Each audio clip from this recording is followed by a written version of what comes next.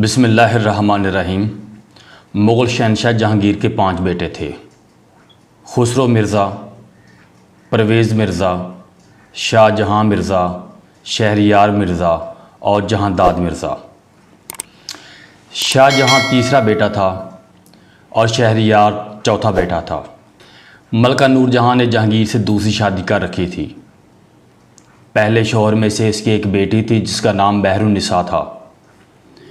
नूरजहां अपनी बेटी की शादी शहरयार से करना चाहती थी और इसकी ख्वाहिश थी कि शहरयार शादी के बाद हिंदुस्तान का वली अहद बन जाए। जहांगीर अपनी बेगम नूरजहां के ज़ेरे असर था। मौरख़ीन लिखते हैं कि जहांगीर कहा करता था, मेरे लिए एक पारचा गोश्त और नूरजहां का एक दीदार ही काफ़ी है। लेकिन मलका के तमाम तर असर के बावजूद शहनशाह शहरयार के बजाय शाहजहां को बादशाह बनाना चाहता था। मलका और बादशाह के दरमियान मसाइल पैदा होना शुरू हो गए। मलका बार बार कहती थी कि शहरयार को वली अहद बना दिया जाए। बादशाह बार बार इसको टालता था, लेकिन यह सिलसिला कुछ ही दिनों में ख़त्म हो गया। एक दिन आखिरकार फ़ैसला किया गया। मलका ने बादशाह से सीधा सीधा पूछ ही लिया कि आप शहरयार को वली अहद बनाएंगे या नहीं। बादशाह बहुत परेशान हो गया। इसने थोड़ी देर सोचा और कहा कि हम ये फ़ैसला शहज़ादों पर छोड़ देते हैं। हम इन दोनों को बुलवाते हैं और फ़ैसला कर ही लेते हैं कि वली अहद कौन बनेगा।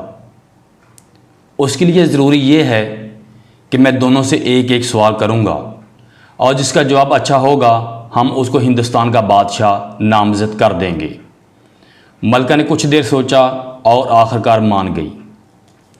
बादशाह ने दोनों शहज़ादों को तलब किया और अपने सामने खड़ा कर लिया और शहज़ादे बाअदब तरीके से खड़े हो गए। बादशाह ने दोनों से सिर्फ एक ही सवाल किया, अगर हम आपको हिंदुस्तान का बादशाह बना दें तो आप इस सल्तनत की किस तरह से हिफाजत करेंगे। और बादशाह ने दोनों शहज़ादों को सोचने के लिए कुछ वक़्त दिया।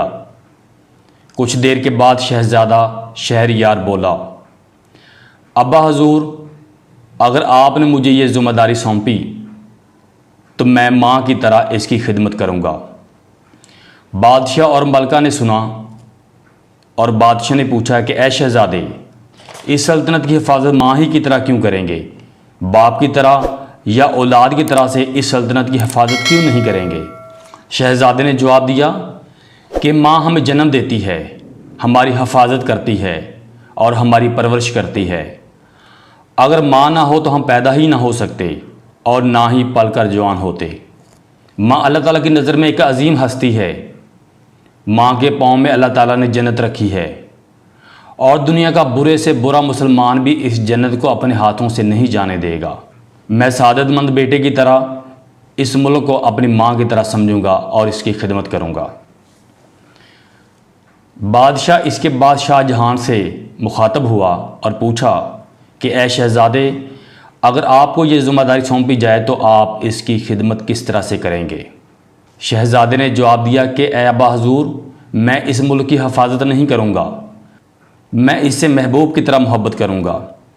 ये जवाब सुनकर मलका, बादशाह और शहज़ादा शहरयार तीनों हैरान हुए और उन्होंने पूछा कि हम आपका मतलब नहीं समझे। तो शाहजहां ने जवाब दिया कि ए अब्बा हजूर, माँ से मोहब्बत तो मुसलमा है, लेकिन आज तक किसी बेटे ने अपनी माँ के लिए जान नहीं दी। दुनिया में सिर्फ महबूबा ही वो रिश्ता है जिसके लिए लोग जान देते भी हैं और जान लेते भी हैं। और मैं इस मुल्क को अपनी महबूबा समझूंगा और महबूब की तरह से इश्क करूंगा।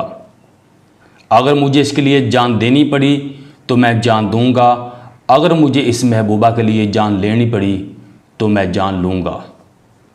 ये सुनकर बादशाह मुस्कुराया। उसने मलका नूरजहां की तरफ देखा तो मलका ने शर्मिंदगी से सर झुका लिया। जहांगीर 28 अक्टूबर 1627 को इंतकाल कर गया और शाहजहां ने तख्त संभाल लिया और वो 30 साल तक हिंदुस्तान का बादशाह रहा। ये 30 साल हिंदुस्तान के शानदार साल थे। आपको आज भी पाकिस्तान और हिंदुस्तान में जितनी भी निशानियाँ मिलती हैं वो सिर्फ़ और सिर्फ इन 30 बरसों की तख्लीक हैं। आप ताजमहल को देख लें, ये दुनिया के 7 अजूबों में शामिल है और ये हिंदुस्तान में गुंबद वाली सबसे पहली इमारत थी। शाहजहां ने तमीर करने के लिए पूरी दुनिया से माहिर कारीगरों को मंगवाया और इसने उस दौर के 32 मिलियन हिंदुस्तानी रुपए खर्च किए। ताजमहल उस ज़माने में दुनिया की महंगी तरीन इमारतों में से एक थी। दिल्ली का लाल किला भी आलमी सतह पर भारत की निशानी है। ये किला भी शाहजहां ने बनवाया था। लाहौर किले की मोती मस्जिद की तमीर का एक अजीम मोजज़ा है। लाहौर की मस्जिद वज़ीर खान को भी शाहजहां ने बनवाया था। शालीमार बाग और दिल्ली की जामे मस्जिद को भी शाहजहां ने ही बनवाया था। और हिंदुस्तान की किसी भी पुरानी शानदार इमारत को देख लें, इसके पीछे आपको शाहजहां की मोहब्बत नज़र आएगी। मोहब्बत एक बड़ा कमाल जज्बा है। दुनिया जहां की तख्लीकात इस एक अजीम जज्बे से ही जन्म लेती हैं।